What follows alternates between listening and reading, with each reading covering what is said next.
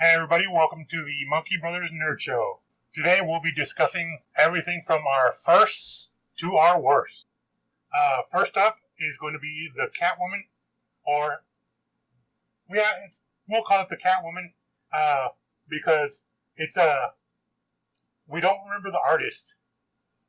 So and this one of course belongs to Ep1. Well, so I got this at a Comic-Con in 2014 or 2013 at a summer show in Monkey City. It was my first commission that I ever got. It came out really great. It's a full-body Catwoman in a Jim Lee style. For those of you that don't know, look it up. But yeah, I really like the way it came out. I mean, for the price, you can't beat it. It was $20. The artist's name was Jessica. Don't know the last name because, well, it's on the cover, but couldn't make out the last name. And don't remember the studio. I just remember the artists were from Austin, Texas. You said it's a good deal for $20. What makes it a good deal for $20? Well, that's a good question. What makes it a good deal is, well, especially now, from 2014 to now, I mean, prices have gone up like anything else. But even back then, $20 for any kind of first is a good price. But most artists, $20 might get you an eyeball. But to get a full color piece, it's I mean, you can't get better than that. I mean, I don't know if they just took pity on me because it was my first commission. But, I mean, they knocked it out of the park. The only thing that could have been different is if they added a background, but I'm really horrible at picking backgrounds, so. Yeah. Did you get to choose the costume, or did they just put down the Jimmy Lee costume? Well, no, I actually specifically asked for the Jim Lee costume, and I showed them a reference picture to let them know what I wanted. But I usually always asked, hey, I'll give them an idea of what I want, what costume I want, but the character I wanted in their style. So they have more of an animation style. As you can see, it's kind of more. It's not traditional comic book art. Yeah. It's almost, I don't want to say cartoony. It actually almost reminds me of in a weird way, of the Bruce Timm, like, Batman animated series. Like, not the very beginning, but like towards the very end of it. Yeah. That's what it kind of reminds me of. Yeah, I get what you're saying. The head is kind of bigger than the body. The body is very slender, so that I totally agree with that. I see what you're saying. Yeah. Is there anything, like, is there a story that you had for, waiting in line on this, or did anything, what sticks out to you out of this Catwoman that you could possibly change, or would you just keep it the exact way it is right now? Other than the background, sorry. No, you're good. I mean, honestly, I wouldn't really change anything because I think it's a good story, considering there are a lot of horrible firsts out there. Mm-hmm. For me, that was my first commission was a really good story. The artists were really friendly and very nice. I didn't wait long. Like I said, they were local artists. So usually at a Comic-Con, you can go by Artist Alley where you find a lot of local artists. And sometimes there's not a long line because they're unknown. But they can, if you don't stop and talk to them, you could be missing out on a good deal or just great artists in general. Do you think you wouldn't have gotten into the hobby had you had a bad first experience? I think it really would have turned me off. I've had some not so good first experiences after that, but it definitely would have put a damper on it. I mean, I'm sure as we go along in these episodes, I'll share some of those stories and you'll understand why. But I mean, of course, coming up next. Speaking of a big turnoff. Well, this is probably, I won't say design-wise is my worst. As you can see, it's supposed to be Black Widow. I mean, it is. For all intents and purposes, I picked the pose for this character. Mm-hmm. I picked the character. Everything from the pose to the body, even the hair, and even the Black Widow symbol in the background is really, really good. I like it. The only thing that I don't like is the face. Okay. And as much as when you see this, you're going to be like, holy crap, like, who beat the Black Widow with a nugget stick? Yeah. You know, or maybe the Hulk got a little bit too rough. I don't know.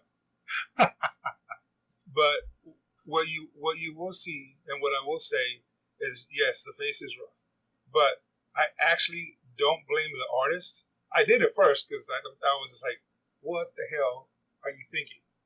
But this is a really good point to make if you're considering getting into this hobby, is always research the artist. I mean, if it's a local artist, you probably won't be able to research it until you're there. If it's a local artist, they usually have a book full of their work, and or if you look at their prints sometimes that they have for sale, always go through it. Always go through it, just because they'll always put their best work up front. But if you go through their sketchbooks, and you'll see some of their work in general, so you can get a better idea. Do they draw better superheroes, like heroines or heroes? That's male and female, for those of you who don't get that. Yeah. It's not just drugs and heroes. Right. Maybe. Depends on what the art looks like, right? Yeah, I mean, this Natasha looks like she's on a bit of meth, but yeah, again, not the artist's fault. Right. I think this, after I got over the initial reaction, was I did research, but I really fell in love with the pose. But what I should have realized that this particular artist, and I won't mention the artist's name, he drew better male characters than he did female characters. This artist has actually done cover work, and even in his cover work, the female characters' facial features look a little bit more manly. And like I said, in retrospect, I look at it and I realize that had I really paid attention instead of falling in love with just the pose, then I would have seen and would have asked for like a male hero versus a female hero. So again, I'm not going to name the artist because that's petty. I mean, I would suggest naming the artist. I mean, it's still a good piece, and it's not like you're going to hurt his reputation. I mean, though there's also a signature right there at the very bottom, so that's not going to, just because we don't name the artist doesn't mean it's not showing up. But I mean, I can't read that, to be honest. But I don't think this is a stain in his reputation or anything. It's just a, I guess, like you said, bad research, kind of. I don't know how to say it. I would agree. I mean, I would say bad research on my part. Like I said, that's a good tip. It's like, always do your research. Research if the artist has done cover work. Google it. I mean, if it's a local artist, and you've seen him at other shows, make sure you go through his sketchbook. It's like almost like when you get a tattoo. You don't just go somewhere and say, hey, give me this. You go through the artist's book because you want to see, maybe this guy does better black and white tattoos than he does, or better grayscale. So you don't just, I don't just go in and just say, hey, give me Super Mario jumping over, the puffy cloud thing, whatever. You really have to do your research, or if not, you're going to have a box full of these kind of Black Widows. Yeah. So nobody wants that. Yeah. I mean, unless you're into it, in which case, hey, go for it. There's people that love bad art. But like I said, other than that, I would say, if you're going to get into this hobby, we'll be going over plenty of tips that I've learned. Some the hard way, some not so bad. But now let's move on to your hobby. I was going to say, hold on a second. So I do have a question. Yes. Other than the face, is there anything else that you would change? Or would you even bother changing the face? Would you just take this as one of those lessons that a hard-earned lesson? No, actually, I really wouldn't. Honestly, between us now as friends and, and our circle of friends that collect, this is, a very entertaining piece, right? Okay. Just because there's a story behind it. Yeah. And there's a lesson that I learned, like, okay, always do your research. Yeah. There's so many different things. When you get into this hobby, like I said, you got to do your research. You have to know what costume you want, more specifically, what costume you don't want. Yeah. Because, and it depends on who you're into, but there's people that, if you say, give me a Batman, they'll draw you an Adam West Batman. Now, for sometimes some hardcore, like Batman fans, Yeah, it may not be the Batman you want. Yeah. But again, if you say draw me a Batman with no specifics, maybe that artist loves some Adam West, you're going to get Adam West Batman. Yeah. You know, so it's always good to print out. I usually take reference pics. Mm-hmm. I usually print them out because sometimes an artist sees the reference pic on your phone and it's like, okay, just leave me your phone. Well, depending on how expensive your phone is, you're not leaving your phone. Yeah. And I got another question that I just noticed. Now, in the reference picture that you presented, is Black Widow holding just a smaller gun in the front and a ginormous gun in the back? Or is that just a perspective issue? I would say that it's exactly what you think. The guns are off. Because, I mean, the gun in the front looks like a 2-shooter or something. Yeah. Looks like a little 22 caliber. It would have been better off not having a gun, to me. And the one in the background is it doesn't even look like a bigger gun. It just looks like a fatter barrel, you know? like you're going to shoot an elephant with that little, that little gun, but whatever. Yeah. You know, if you're asking me about what I would change, not the face, but I would change the guns. Okay, yeah. I mean, that's fair. I just noticed that, and I was like, wait a second, like, they look like they're supposed to be the same gun, but one is significantly smaller. Yep. Okay. But I heard some people like it better that way. So, moving on, let's talk about your first. I see you have one of your minis that you painted. Yeah, Lord Kozlov from the war game War Machine. This dude, I mean, he has a story to him, and it's kind of related to the comic books we were just talking about. I believe it was back in, I want to say, early 90s, like 99? Well, that's late 90s. You know what I mean now. Yes. But like late 90s, I first saw an advertisement in one of your comic books for the game War Machine. And I mean, at the time, I think like steampunk was just like, getting steam. But it was like, it had that steampunk aesthetic, and I really loved it. And so I wanted to get it. And I remember going to, what I want to say it was Wild Bill's. It's this store that I still hit up today every once in a while. But, yeah, it was a store. It was the only hobby store that we could find. And I think you took me to it. And they're like, yeah, we don't carry that kind of shit. Because I think that store at the time was more like remote control cars, yes. Yeah, and little boats and whatnot. And yeah, now if you walk in there, there's all sorts of like Pathfinder and Dungeons and Dragons, and they're like bringing the money. Yeah, bringing the money. Anything that makes the money. Yeah, bringing all the nerd shit. Yeah. So, man, 10, 15 years later, a new store opened up, and they're having their first annual sale. And I remember I picked up this Kador Battle Group box that has Lord Kozlov in it. I picked up a giant monstrosity of a big, I don't remember what it was called. It was like a giant robot, kind of like the robots that are on the box, but bigger. I've actually converted that over to a Warhammer orc machine. I'll show it off later. But I also picked up like several other battle boxes that I have laying around. Unfortunately, I've never been able to find anybody here in Monkey City that plays War Machine, but I found lots of people with War Machine. Yeah, War Machine that plays Warhammer. So years later, I got into Warhammer. Look at that. So, real quick question. So, I see on the box, did you paint it that same color scheme, or did you change it up a little bit? I changed it up.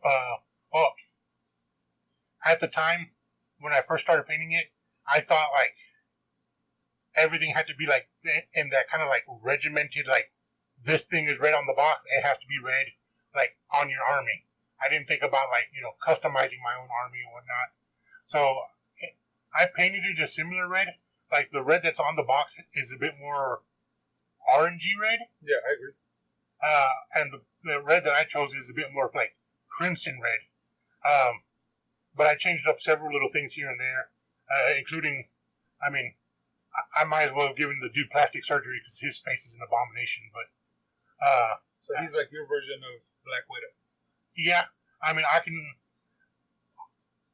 I can honestly say that he's my first and my worst, but in the spirit of having multiple things, that way I'm not just, I'm not just making up excuses to only have one item on this first episode.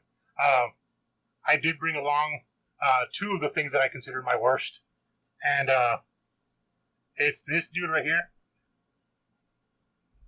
Mostly because I couldn't actually give you the name. He's not even from a war game. He's actually a Reaper miniature, and it has nothing to do with the miniature itself. It's how I painted it. One, I didn't thin my paints. I just straight from the bottle, straight to the miniature. If you notice, there's a few bald spots in the back that it comes from. I didn't use any kind of primer, so the paint that was on there didn't exactly stick correctly. I mean, it's every mistake you can make as a beginner. And the other one I brought is again from Reaper Miniatures. I don't remember the numerical number for him, but I remember he also came with a little crypt that he doesn't fit in, oddly enough, that's broken open. But this guy, I learned how to make washes by watering down paint, and I think I took it overboard. So yeah, I think I could qualify these guys as some of my worst, just because of the simple fact that I mean, I was on two different ends of the spectrum of use all the paints and then use all the washes, So for somebody trying to get into this hobby, what would be one tip that you would give them? I mean, there's multiple tips to give here.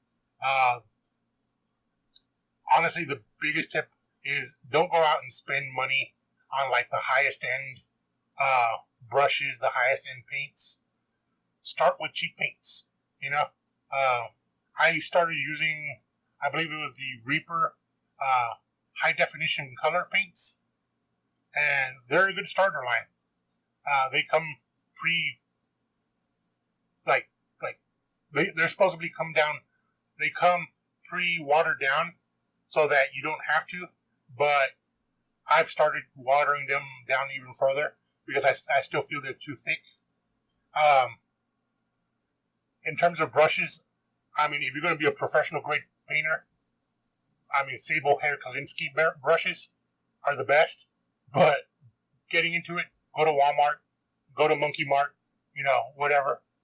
Get yourself some of those like cheapy synthetic brushes that you can get for like $1, and you get like 12-pack, and start with those. Hobby paints, if you want to get those like apple barrel paints, get that. Start with that.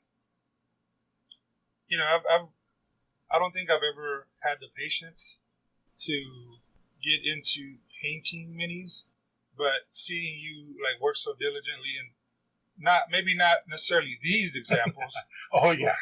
But your more recent, minis, I really do appreciate, the time that you put into them and even the color work, and I mean, I've bought some minis that you have actually been nice enough to color, and then you still have like an inordinate amount of backlog. Yes, it's in the hundreds now, unfortunately. Yeah, sadly, but it's funny. Like you say, Reaper, you're the one that introduced me to like the minis, and it's funny because they're miniatures, right? Mm-hmm. But there's so much detail in them, even the face. Oh yeah. I know about those. What do they call the sisters of? Oh my God! You have to ask me that question right now. I mean, I'm throwing up a picture right now, but yes, it's who makes? Oh God! It can't. That's two questions in a row. Yeah, you can't bring up questions like that in a row like that. Needless to say, we forgot what their name is and who makes them, but Louis will be throwing up a picture of what we're talking about. and we'll probably attach their Instagram on the bottom of this video, but they are like Mexican Day of the Dead inspired minis. Yeah. They're also various teams. They have swords. Some of them come up, they look like nuns, you know. Some of them have the charro hat, or charro hat, whichever way you want to say it. And right now I'm struggling to Google Sisters of and not bring up, you know, some pornography. So, yeah, we'll get to you on that one. You know, we'll get back. We'll put up a picture. We'll put up a link to their IG or to their actual, you know, website. But those, to me, that's what really got me interested, is like these very intricate, you know, painted miniatures where I really learned to appreciate how much work and time goes into this. So, I mean, for those of you with the skill and the patience, I had that brain fucking blast, like, moment of clarity. Yeah, it is the Sisters of Eternal Mercy from the Raging Heroes line, and trust me, I struggled to look it up, and I was like, Sisters of, but yeah, they're the Sisters of Eternal Mercy, and I believe they're the Halloween, they're special edition miniatures for Halloween that are still available right now on their website, if I remember correctly. I mean, don't fucking quote me on that, but either way, I mean, their line of miniatures is amazing to begin with. Yeah, and I'll probably throw them up in a later episode because those are pretty badass. Yeah, I mean, there's also the Marvel line of miniatures for, what game is that there? Marvel Crisis Protocol, I believe. Yes. I still need to paint the Hulk that you got. And I remember you asked to if I could sculpt him to be like a war? Yes. Apocalypse Horseman. Yes. Yeah. Yeah. I know most of you guys that are probably into minis and might be listening to this or seeing this video are probably thinking, oh my God, Doug, what kind of a lazy ass are you that you just buy the minis? Honestly, because I know if I paint them, it's going to look like bad crayon painting from kindergarten. I was never great at painting, and maybe I just don't have the patience, but I'm one of those color way outside the line people. So you're going to have the Hulk looking like, you know, a mixture of probably green, blue, and yellow Hulk, and nobody wants to see that. Yeah, I mean, it is one of those, like, I guess, niche hobbies. No, I wouldn't say niche anymore, because it's a growing hobby. But it does help kind of like almost zen you out when you start focusing in on that level of detail, you know? Other than that, I don't really have a lot more on miniatures. Do you have any more comics you want to show up? No, not for this episode, so I think we'll end it there. Yeah. So, I mean, that's going to be it for this episode. If you like what you heard, for now, it's just going to be what you hear. And in the future episodes, we plan on showing maybe our faces, maybe not. We'll see. But like I said, if you like what you heard, you know, drop a comment, let us know what else you want to hear. Hit that like button, subscribe, and hit that notification bell. Yeah, don't forget the fucking notification bell. And keep an ear out for our next episode. It's going to be a Chango Libre episode. It's going to be a bit more freeform than this one. So, see you later.